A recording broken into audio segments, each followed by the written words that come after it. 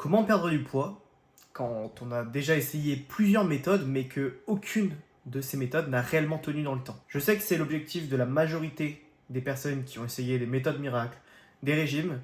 Aujourd'hui, ces personnes-là se posent la question comment faire pour mettre en place quelque chose qui dure dans le temps, qui dure réellement dans le temps et qui ne dure pas uniquement 2 semaines. Et dans cette vidéo, je vais vous expliquer étape par étape ce que vous devrez mettre en place pour que ça dure dans le temps et que ça ne dure pas uniquement 2 semaines. J'insiste pour que personne ne perde son temps dans cette vidéo.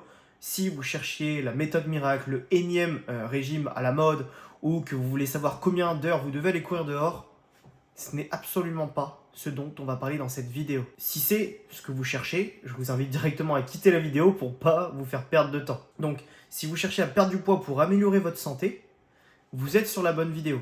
Cette vidéo s'adresse à vous. Si vous cherchez un régime miracle, une méthode miracle, que vous cherchez juste à atteindre votre summer body, vraiment quittez la vidéo, au moins vous ne perdrez pas de temps et je m'adresse uniquement aux personnes qui sont réellement la cible de cette vidéo. Donc si tu as essayé plusieurs méthodes, que ça n'a jamais tenu dans le temps, que au jour d'aujourd'hui tu ne sais pas vraiment comment t'y prendre, tu es sur la bonne vidéo, je vais tout expliquer de A à Z. Maintenant que tout ça c'est dit, laissez-moi vous expliquer quel est l'intérêt pour moi de vous faire cette vidéo totalement gratuite où je vous donne littéralement toutes les étapes à suivre si vous cherchez à améliorer votre santé. L'intérêt pour moi il est simple. J'aimerais qu'à travers cette vidéo de 10-15 minutes, je ne sais pas combien de temps elle va durer, que vous vous dites ok, la valeur que cette personne, donc que moi, j'ai réussi à vous délivrer en si peu de temps, qu'est-ce que ça va être si jamais je passe 30 minutes en appel avec moi, si jamais vous vous faites accompagner par mes services, qu'est-ce que ça va être si rien qu'en 15 minutes, je vous ai délivré autant de valeur? Pour les personnes que ça intéresse, vous avez en description une communauté totalement gratuite, et encore plus qu'une communauté, hein. Vous avez accès à des vidéos qui vous expliquent étape par étape réellement ce que vous devez faire si aujourd'hui vous souhaitez améliorer votre santé. C'est simple, si vous rejoignez cette communauté, vous allez vous rendre compte à quel point je suis capable de vous aider à sortir de votre situation dans laquelle vous êtes au jour d'aujourd'hui. Là, vous allez peut-être vous dire quel est l'intérêt de rejoindre cette communauté si je vais tout vous donner dans cette vidéo. Cette vidéo va durer 10-15 minutes. Je vais vous donner les étapes, mais si vous voulez réellement avoir les étapes et que ça soit le plus complet possible, vous avez juste à rejoindre du coup la communauté dans le lien qui est dans la description. C'est totalement gratuit encore une fois. Pour ceux qui ne me connaissent pas encore, je suis Steven. J'ai passé plusieurs années à étudier la nutrition, psychologie humaine, physiologie, biologie, les aliments, pour que vraiment au jour d'aujourd'hui, je puisse vous délivrer mes connaissances, mes compétences et tout ce que j'ai acquis au fur et à mesure des années. Maintenant que tout ça c'est dit, si vous êtes prêts, prenez de quoi noter parce que je vais vous donner énormément de valeur. On passe du coup directement sur l'ordinateur. Bien, notre objectif c'est de perdre du poids pour améliorer votre santé.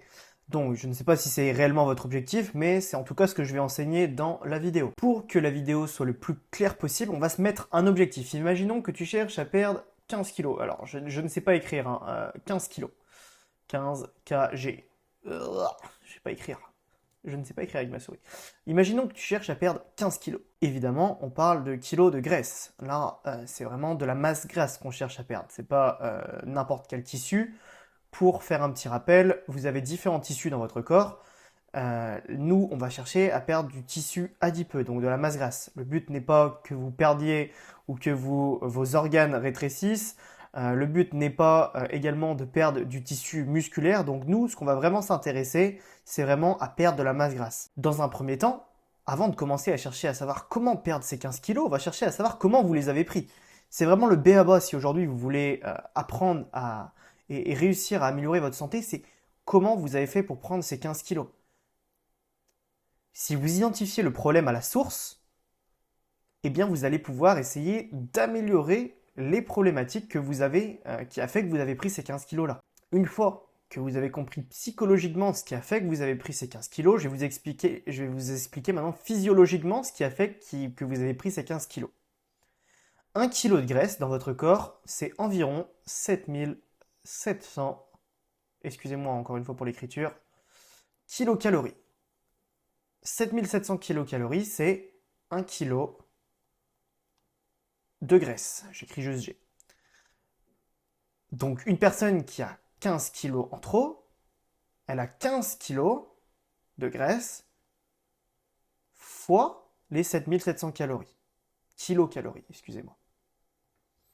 Je sors ma calculatrice, parce que je suis pas très bon en maths. En vrai, si normalement j'étais bon, mais maintenant qu'on a des calculatrices, on devient moins bon. Ce qui fait 115 500 kilocalories. Donc la personne en question, qui a ses 15 kilos à perdre, elle aura 115 500 kilocalories à perdre. Hop. Ça, c'est ce qu'elle doit perdre pour perdre ses 15 kilos. Mais c'est également ce qu'elle a consommé en trop qui a fait qu'elle a pris ses 15 kilos de graisse. Dans son corps, elle a 115 500 kilocalories qu'elle a consommées qui se sont stockées en forme de graisse. Pour que vous compreniez, un aliment, dans un aliment, il y a une unité de mesure qu'on va appeler la kilocalorie. C'est ce que je vous parle depuis tout à l'heure. Vous avez peut-être déjà entendu ce mot-là. Mais un aliment, l'unité de mesure qui est utilisée, c'est la kilocalorie. Cette kilocalorie-là, elle va être stockée dans vos cellules, les cellules adipeuses qui sont appelées les adipocytes. Donc dans votre corps, vous avez, je vous prends le schéma, tac, tac, hop, une personne qui par exemple stocke dans le ventre. Vous m'excusez pour les schémas, je suis vraiment pas bon, mais le but c'est que vous compreniez, c'est vraiment important. Là, ça c'est le ventre d'une personne. Dans ce ventre-là, il va avoir de la graisse, du tissu adipeux, et vous allez avoir des milliards de cellules, et dans chaque cellule, vous allez avoir de la graisse qui est stockée. Ces cellules-là, ce sont les adipocytes. En partie, les adipocytes blanches. Il y a plusieurs types d'adipocytes. Nous, c'est les adipocytes blanches. Donc, la personne a stocké ces 115 000 kilocalories dans le tissu adipeux, dans les adipocytes blanches. Encore une fois, les cellules. Qu'est-ce qui a fait que cette personne, elle a pris 15 kilos? Tout simplement, votre corps, votre organisme, il va avoir 3 dépenses quotidiennes qui vont se passer dans n'importe quelle journée d'une personne. Vous allez avoir votre métabolisme basal. Le métabolisme basal, ce sont toutes les dépenses énergétiques, donc toute l'énergie qui va être dépensée dans le quotidien d'une personne sans qu'elle ait besoin de bouger. Ça va être tout ce qui va être lié à nos organes, donc notre cerveau, notre cœur, notre respiration, nos reins, etc. En gros, les fonctions vitales de notre corps, pour faire simple. Ça, peu importe qui vous êtes, vous allez avoir un métabolisme basal qui va dépenser de l'énergie. Peu importe qui vous êtes, encore une fois. Imaginons que je prends un métabolisme basal de 1700 kilocalories, on va dire, c'est à peu près le mien. 1700 kilocalories, donc peu importe ce que je fais, si là demain je reste dans mon lit et que je dors toute la journée, je vais dépenser 1700 kilocalories. Donc imaginons que je reste dans mon lit, je vais quand même dépenser de l'énergie. Donc c'est aussi simple, c'est aussi pour que vous compreniez, vous n'allez pas prendre de la graisse si vous ne faites rien. Enfin, vous pouvez si vous consommez plus que ces 1700 kilocalories. J'espère que vous avez bien compris.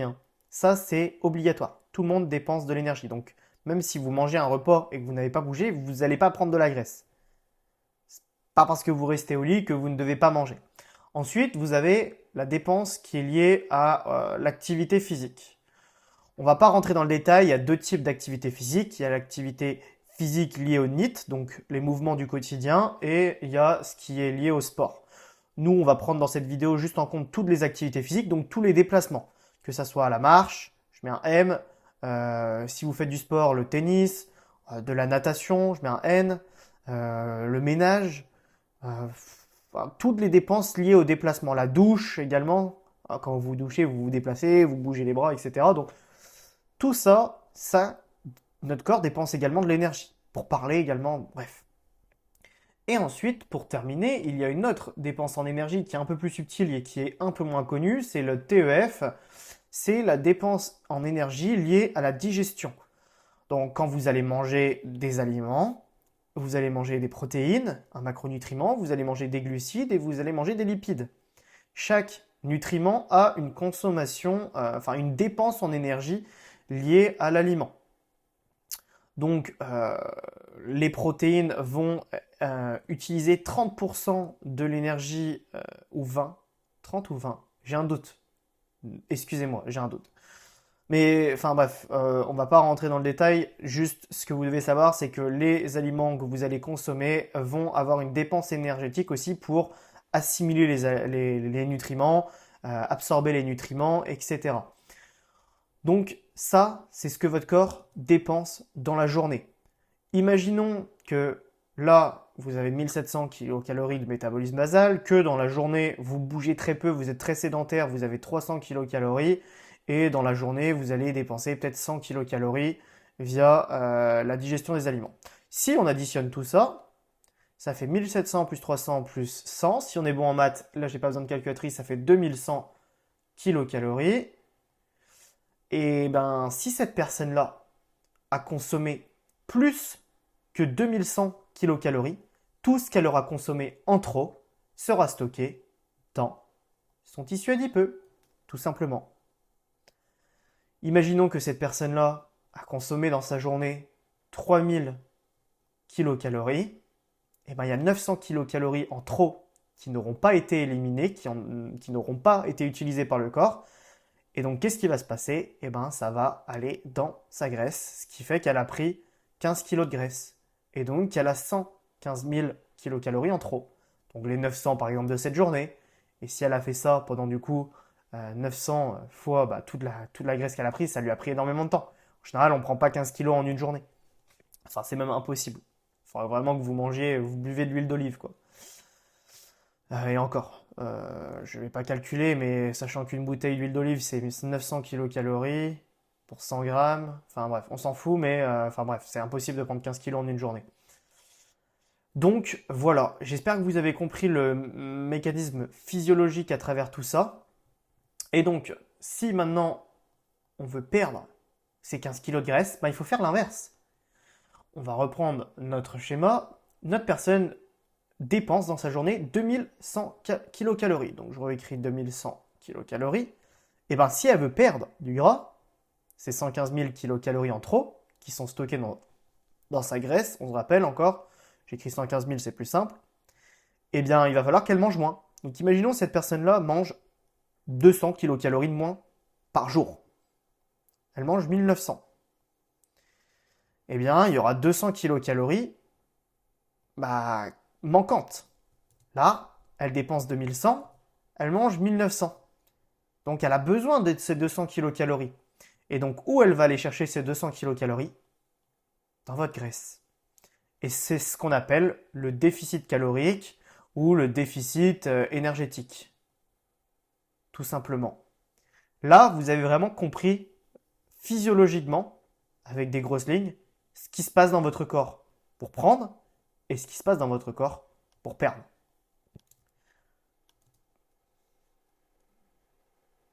Donc là, imaginons qu'elle fait un déficit de 200 kcal par jour. Pour perdre ces 15 kg de graisse, les 115 000, on prend notre calculatrice, on fait 115 000 divisé par 200, ce qui fait qu'elle aura besoin de 575 jours pour perdre ces 15 kilos. Autrement dit, un peu plus d'un an, quasiment 2 ans. Ça, c'est pour un déficit de 200 kcal par jour. Mais vous pouvez faire 300, 400. Et là, déjà, si on fait 400, on fait le double. Et on fait les 575 qui étaient nécessaires en faisant un déficit de 200. Mais si vous faites un déficit de 400, on fait 575 divisé par 2, vu que vous faites x2. Et là, ça fait plus que 287 jours. Donc si pendant 287 jours, vous appliquez un déficit calorique de 400 kcal et que vous avez 15 kg de graisse, vous aurez perdu vos 15 kg. Tout simplement. Ça, c'est sur le papier. Là, c'est physiologique. Tout ça, c'est ce qui se passe dans votre corps. Ce que n'importe quelle personne peut éviter. C'est ce qui se passe dans le corps humain de n'importe quel organisme vivant. Humain. Je n'ai pas étudié comment se passent les animaux, mais c'est à peu près similaire. Maintenant qu'on a vu le point de vue physiologique, il faut l'aspect psychologique. Parce que appliquer un déficit calorique de 400 kcal par jour, ça ne va pas être si simple. Ça ne va pas être si simple à mettre en place. psychologiquement pour tenir sur la durée. Il faut que cette habitude-là devienne simple à faire pour vous pour pas que ça devienne une contrainte. Est-ce que vous voyez avoir une contrainte pendant 287 jours ou 575? Non, la plupart des personnes ne veulent pas avoir de contraintes, ne veulent pas avoir de contraintes pendant aussi longtemps. Donc qu'est-ce qu'ils se mettent à faire? Ils se mettent à faire des déficits énormes, des régimes amaigrissants. Des fois, certaines personnes, 1000 kilocalories en moins par jour. Donc sur les 2100, ça veut dire que la personne consomme 1100 kilocalories. Autrement dit, la personne va avoir faim constamment, va être fatiguée. Donc c'est pour ça que je tiens à vous dire, prenez votre aspect psychologique en compte et c'est exactement ce que vous allez retrouver dans le school. On va rentrer en détail sur ma méthode, la méthode COMB. Et cette méthode, justement, prend l'aspect psychologique et comportemental en compte. Donc, je vous invite à rejoindre le school sous cette vidéo. Je vous explique exactement les étapes à suivre, étape par étape. Et on rentre également légèrement dans l'aspect psychologique, comportemental, car la méthode COMB, ma méthode, est basée sur la science du comportement. Voilà pour cette vidéo, j'espère qu'elle vous aura été utile malgré mon gribouillis. J'espère que si vous avez écouté, que vous avez à peu près suivi en même temps, que vous avez compris. Si jamais vous avez des questions, n'hésitez pas en commentaire, je suis là pour ça. Et vous avez encore une fois mon school sous cette vidéo en description. Vous avez juste à le rejoindre, il y aura un petit bouton Join Group. Quand vous aurez cliqué sur le lien, vous avez même une petite vidéo d'explication pour vous expliquer qu'est-ce que vous allez retrouver dans ce school. C'était Steven, je vous dis à la prochaine pour une prochaine vidéo.